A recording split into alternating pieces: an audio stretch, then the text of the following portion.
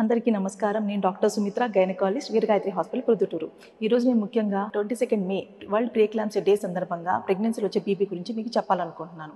Pre eclampsia అంటే ఏంటి? మనకు 20 వారాలు నిండిన తర్వాత బీపీ కనుక మోర్ దెన్ 140/90 ఉండి, అలాగే యూరిన్లో ప్రోటీన్యూరియా ఉంటే దాన్ని మనం ప్రీ ఎక్లాంప్సియా అంటారు. ఈ ప్రీ ఎక్లాంప్సియా ఎక్కువ ఎవరికి వస్తుంది?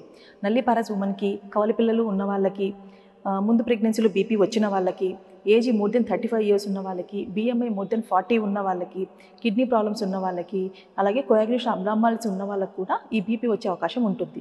ఈ బీపీ ఎక్కువైతే మనకి ఎలాంటి రిస్క్ ఉంటుంది? తల్లికి వచ్చేసి బీపీ ఎక్కువైనప్పుడు ఒక్కొక్కసారి మాయ చెదిరిపోయి బ్లీడింగ్ అయ్యే అవకాశం ఉంటుంది. దాంతోపాటు ఒక్కోసారి బీపీ మరీ ఎక్కువై తల్లి ఫిట్స్కి వచ్చే అవకాశం కూడా ఉంటుంది. బిడ్డకు వచ్చేసి బీపీ ఎక్కువైనప్పుడు బరువు పెరగకపోవడము, అలాగే ఉమ్మినీరు తగ్గడం వల్ల ఒక్కోసారి ముందే డెలివరీ చేసేయడం వల్ల బిడ్డను ఎన్ఐసీయూలో పెట్టాల్సిన అవసరం కూడా జరుగుతుంది. సో బీపీ ఎక్కువ ఉన్నప్పుడు మనం ఏం చేయాలి? బీపీ ఎక్కువ ఉన్నప్పుడు మనము రెగ్యులర్గా డాక్టర్స్ని విజిట్ చేసి వాళ్ళు ఇచ్చిన మందులు సిన్సియర్గా వాడటం చాలా ముఖ్యం. అలాగే మీకు బీపీ ఎక్కువ ఉన్న వాళ్ళకి డాప్లర్ స్టడీస్ కూడా చేస్తూ ఉంటాము. ఈ డాప్లర్ స్టడీస్లో మనకి కనుక అంబిలికల్ ఆర్టరీలో రివర్స్ డయాస్టోలిక్ ఫ్లో ఒక్కొక్కసారి వచ్చినట్లయితే ఇమీడియట్గా డెలివరీ చేయడం కూడా చాలా ముఖ్యం. ఒక్కొక్కసారి బీపీ ఎక్కువ మనకి ఫిట్స్ వచ్చే అవకాశం ఉంటుంది. దాన్ని మనం ముందే కనిపెట్టొచ్చు. ఎలా కనిపెట్టొచ్చు అంటే కొన్ని డేంజరస్ సైన్స్ అనేవి ఉంటాయి.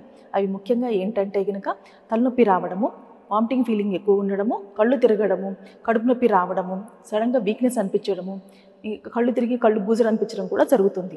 ఈ రిస్క్ ఫ్యాక్టర్స్ ఉన్నట్టయితే మనకు బీపీ ఎక్కువై ఫిట్స్ వచ్చే అవకాశం అని తెలుసుకోవాలి. మీకు ముందు కాన్పులో బీపీ ఉంది, ఈ ప్రెగ్నెన్సీలో బీపీ వచ్చే అవకాశం ఉందా లేదా ఎలా తెలుసుకోవాలి అంటే కనుక కొన్ని టెస్టుల ద్వారా మనం ముందే కనిపెట్టొచ్చు.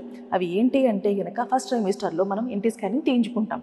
ఆ టైంలో యుట్రనరీ డాప్లర్లో కనుక మనకు ఎల్లి డయాస్టోలిక్ నాచ్ ఉన్నట్లయితే కనుక మనకు ఈ ప్రెగ్నెన్సీలో కూడా బీపీ వచ్చే అవకాశం అని తెలుసుకోవచ్చు. అలాగే ప్లసెంటల్ గ్రోత్ ఫ్యాక్టర్ టెస్టింగ్, ఈ ప్లసెంటల్ గ్రోత్ ఫ్యాక్టర్ టెస్టింగ్ కూడా చేసుకున్నట్లయితే వాల్యూ అబ్నార్మల్గా ఉన్నట్టయితే ఈ ప్రెగ్నెన్సీలో కూడా మన బీపీ వచ్చే అవకాశం అని తెలుసుకోవచ్చు. సో మీకు ముందు ప్రెగ్నెన్సీలో బీపీ ఉన్నా లేదంటే ఈ ప్రెగ్నెన్సీలో బీపీ ఉన్నట్లయితే మీరు వెంటనే డాక్టర్ని సంప్రదించి సలహాలు తీసుకోవడం చాలా ముఖ్యం. Thank you.